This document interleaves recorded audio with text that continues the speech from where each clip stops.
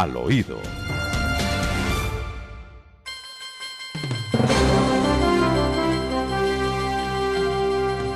Bueno, pidiendo claridad sobre los asuntos del Estado, queremos saber si es verdad o no es verdad que están saliendo otros 13 generales del Ejército de Colombia. De Mar, ¿qué hay sobre eso?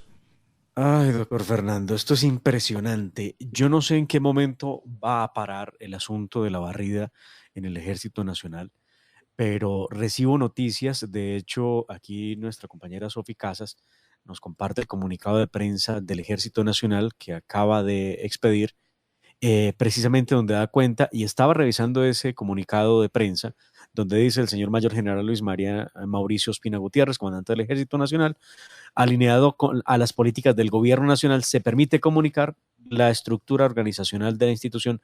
Nuestro compromiso es el cumplimiento de la misión constitucional marcada, el concepto de seguridad humana por la paz, el desarrollo y los derechos humanos en todo el territorio nacional, y da cuenta de cómo será la nueva organización de la línea de mando. Pero además, lo que sí es cierto es que estos cambios, doctor Fernando, dejan a por lo menos 13 generales más por fuera de la línea de mando. 13 ¿Cuáles más. cambios? ¿Cuáles cambios, De Mar? ¿Cuáles cambios? ¿Por qué quedan por fuera? ¿Les ponen otra vez funcionarios, generales, oficiales subalternos por encima de ellos? ¿Les piden la baja por alguna razón? ¿Qué es lo que está Pues pasando? lo más complicado del asunto, doctor Fernando, es que se está explicando que estos movimientos al interior del Ejército Nacional se deben para remover a quienes pudieran estar en procesos en estos momentos ante la justicia o ante la Jurisdicción Especial para la Paz, eh, y que pues constituyen lo que ellos han llamado pues un problema, porque lo que hacen es una especie de, ¿cómo le llaman a ellos? Barrida, limpieza, le han llamado otros, a lo que están tratando de hacer. La orden de hacer la barrida en el Ejército Nacional, en total del Ejército han salido 19 generales de la institución, 13 acaban de ser retirados. Y la argumentación que han entregado para poder hacer esto es que buscan que no haya ninguno que tenga siquiera sospecha de investigación. Entonces, todo el que esté mencionado por un tema de lo que llaman falsos positivos, investigado. No estamos hablando de gente condenada, no. No, aquí, doctor Fernando, algo claro está, el debido proceso, el derecho al buen nombre, la presunción de inocencia, se acabó. A Simplemente, ver, De Mar, pero estos generales que están saliendo son los mismos o forman parte del grupo de 52 que quedaron por fuera con el nombramiento del comandante de las fuerzas militares y el comandante del ejército. ¿Esto es distinto? ¿Son otros o son los que son forman otros porque parte? recuerde que había salido unos en el marco de precisamente la nueva cúpula, y esos estaban sumados con los de la policía, y por eso Pues eran unos esa son, cifra. claro, entre Ajá. generales de las fuerzas militares y de la policía eran 52 o fueron 52. Estos 13 son otros más. Pues de acuerdo al comunicado de prensa, doctor Fernando, veo que son nuevos generales. 13 más. Es que se hubiera dicho en su momento, se hubiera dado a conocer los nombres. Hasta ahora los conocemos y es el comunicado de hace unas horas. Pero entonces, ¿cuántos generales teníamos? Porque si salen ahora 13 y salieron en el grupo de 52, ¿cuántos? La pregunta era cuántos generales teníamos y cuántos quedan. Tenemos que averiguar bien porque necesitamos claridad para transmitírsela a nuestros oyentes, que es nuestra obligación, ¿no? En todo Sí, caso, y grave. El caso es que aquí se empieza a retirar al generalato por temas de sospecha, lo que es demasiado grave. No puede ser no, que pues por claro. sospecha terminen por fuera del trabajo, de su misión y de su encargo como generales. Además, un general, doctor Fernando, ¿cuántos años de preparación? Bueno, pues pueden ser más de 30 años de preparación para ser general. Y entonces por una sospecha que no condena, ¿dónde queda la presunción de inocencia para los oficiales del Ejército de Colombia? ¿Dónde queda? ¿Eso no existe? Son los únicos ciudadanos que están por fuera del orden constitucional, de la presunción de inocencia que es universal y que está en la Constitución Política de Colombia. Nadie puede ser condenado sin ser oído y vencido en juicio. Ese es un principio vital que tiene la Constitución y que está en la Declaración de los Derechos del Hombre y del Ciudadano, de los que hablaremos hoy en nuestra nota editorial. ¿Eso no juega con los generales del Ejército de Colombia? Gran pregunta, para lo que necesitamos una respuesta.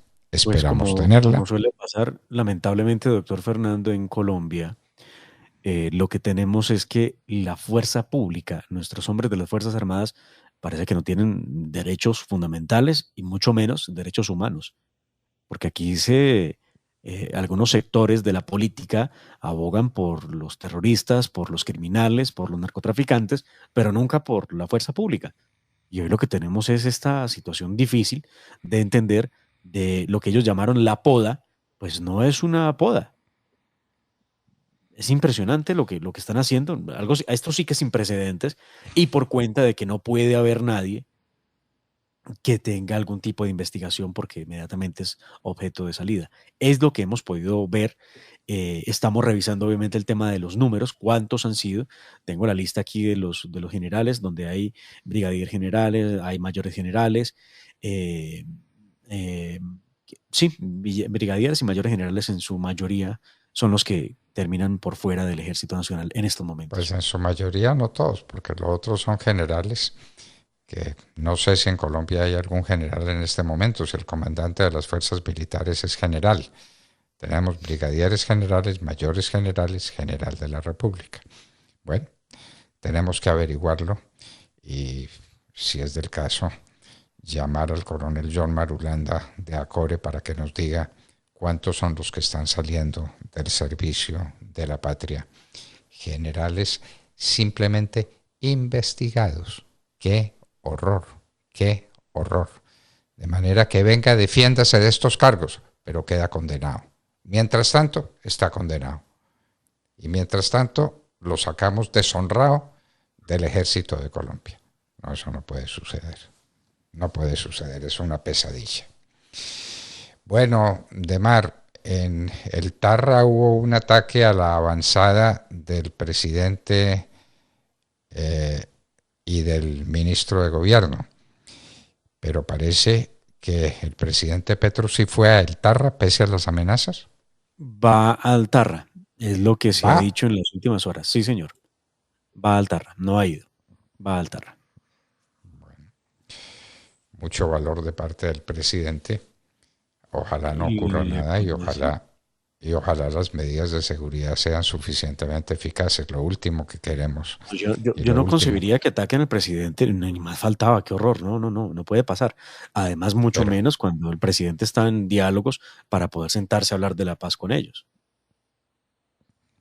dándoles, como se les ha dado, al parecer, ventajas tales como la no persecución contra los cultivos ilícitos, los cultivos de coca, que están creciendo. Hoy tenemos una noticia de que están creciendo inusitadamente en el sur del país y especialmente en el departamento de Nariño. El aumento de los cultivos de coca, seguramente en la costa del Pacífico por las vecindades de Tumaco, en toda esa región están creciendo enormemente los cultivos ilícitos. Si no se van a perseguir, si no se van a erradicar forzosamente, vamos a estar de cultivos ilícitos que no va a caber uno más en Colombia, ¿no? Bueno, Pero pues eso no importa porque esta es una potencia de la vida y no se puede fumigar porque no, porque eso eh, afecta la vida. afecta, afecta a la Lo vida. que Sí, afecta, claro, sí, sí, lo que sí, sí. afecta a la vida es la cocaína. Eso sí afecta a la vida. Y la marihuana. No, aquí el relativismo moral frente al tema del narcotráfico es una vergüenza. Aquí creen que el único impacto que puede haber es el de utilizar un herbicida que se utiliza para todo tipo de cultivos, pero que a la coca le hace daño. Aquí olvidan los componentes químicos, los precursores químicos con los que se hace la coca, con los que se procesa la coca y se crea la cocaína, que son vertidos a las fuentes hídricas en las veredas, en el campo colombiano, afectando gravemente el abastecimiento de los mismos campesinos. Los campesinos, ¿de dónde sacan el agua para cocinar? Del riachuelo que pasa al lado de su casa en una gran cantidad de situaciones. Pero eso sí no les parece grave. Tampoco les parece grave que deforesten kilómetros enteros de selva amazónica para sembrar coca. Eso no les parece grave, pero sí les parece grave el glifosato. De verdad que qué semana tan difícil y llena de anuncios complicados. Y de anuncios contradictorios. Por eso en nuestra nota editorial pedimos claridad, lo que sea, pero que se sepa exactamente qué es. ¿Qué es? ¿Habrá o no habrá erradicación de cultivos ilícitos? ¿Habrá o no habrá extradición de colombianos al exterior, especialmente a los Estados Unidos? ¿Habrá o no habrá eliminación de las EPS? El país necesita claridad, necesita saber a qué atenerse. Y con la reforma tributaria, ¿cómo le parece las denuncias que hizo Emilio Sardi sobre la cantidad enorme de dinero que le está entrando a la nación por cuenta de la pasada reforma tributaria que acertó, que dio en el clavo? Las facturas electrónicas le han producido a la nación una cantidad de ingresos enorme, muy superior a los 25 billones de pesos que van a conseguir con la reforma tributaria. Entonces, reforma tributaria, ¿para qué? Si ya tienen el dinero. Están llenos de dinero en las arcas públicas. Esa es la denuncia de Emilio Sardi. Y Claro, la denuncia claro. con cifras de mar. Sí, señor. Y entonces plantea una cosa que es cierta y es que Colombia, al ritmo que está en el recaudo y como dejó el asunto tributario en el país el presidente Iván Duque, va a recoger 30 billones más de lo que realmente se pudiera necesitar. Entonces él dice, 30 billones más 28 billones que pide Petro, o 25 billones, son más de 50 billones de pesos. ¿Para qué todo ese dinero? ¿Han dicho en qué se lo van a gastar? ¿Por qué no revisan lo que hay? Pero no se preocupe, doctor Fernando, porque esto no solamente es anuncios, sino también ideas para crear más instituciones. Le escuchaba yo a la ministra de Minas, a doña Irene Vélez, le escuchaba en un conversatorio el día de ayer que había que crear una nueva entidad. Yo digo, ¿pero qué les pasa? ¿Por qué no piensan que esto ya está bastante grande? Ella ha dicho que hay que crear el Instituto de Transición Energética.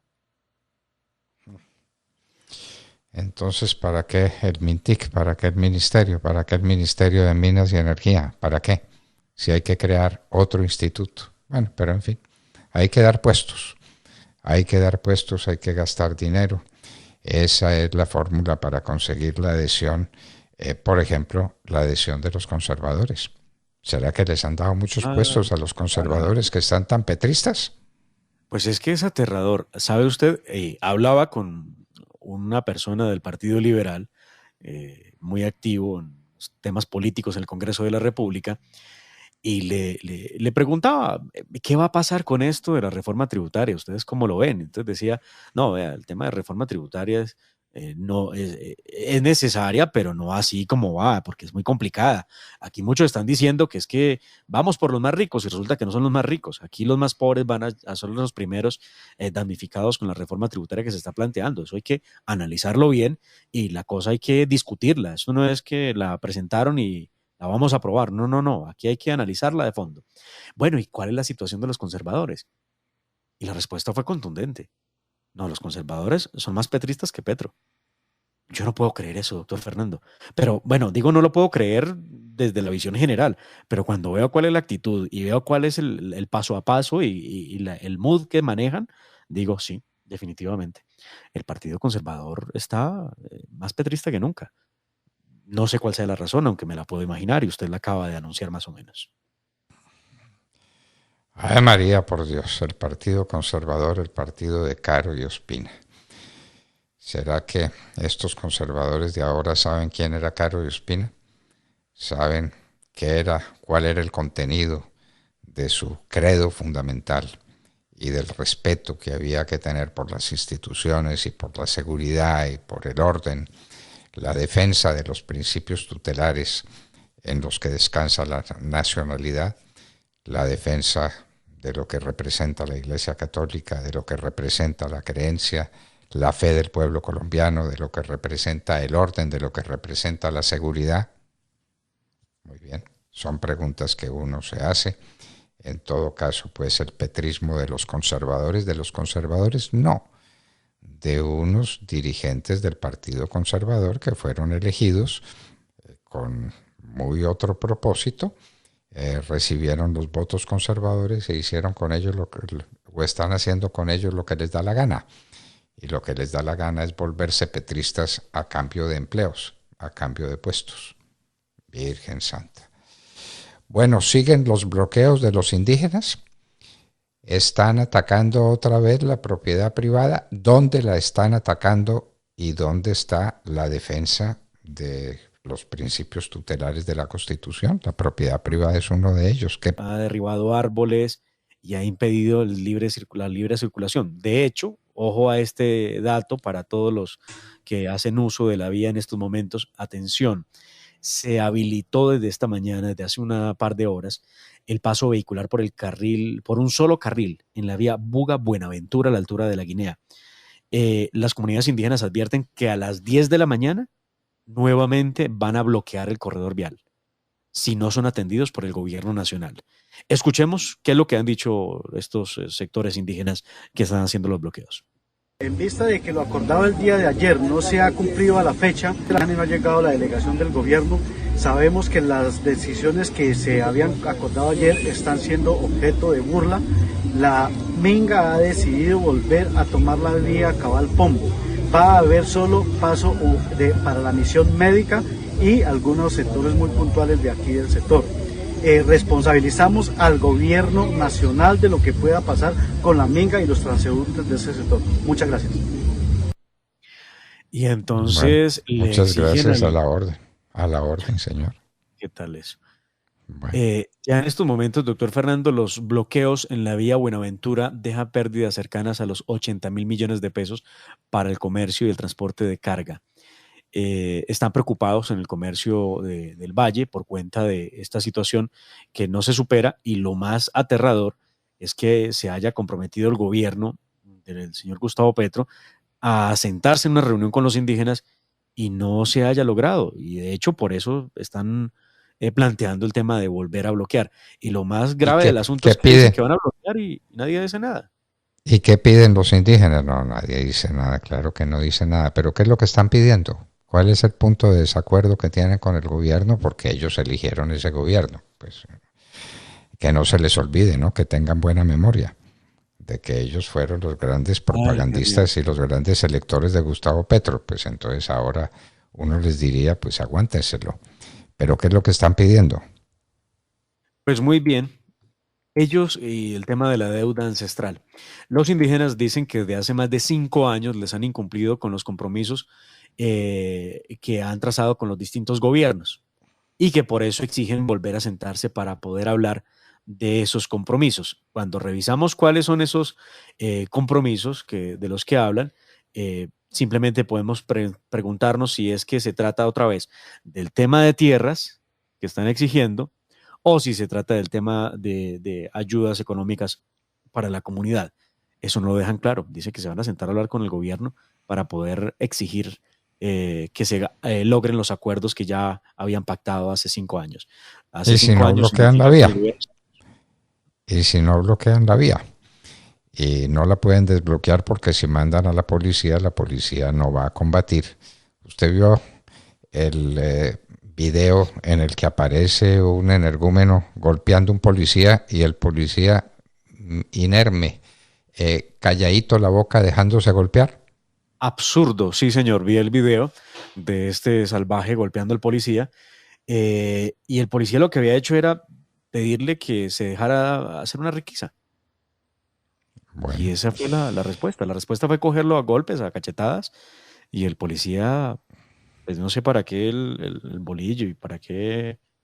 Porque si responde inmediatamente lo destituyen y lo meten a la cárcel y le caen encima, le llueven rayos y centellas al policía. Entonces uno se pregunta de qué lado estamos, de qué lado de la historia.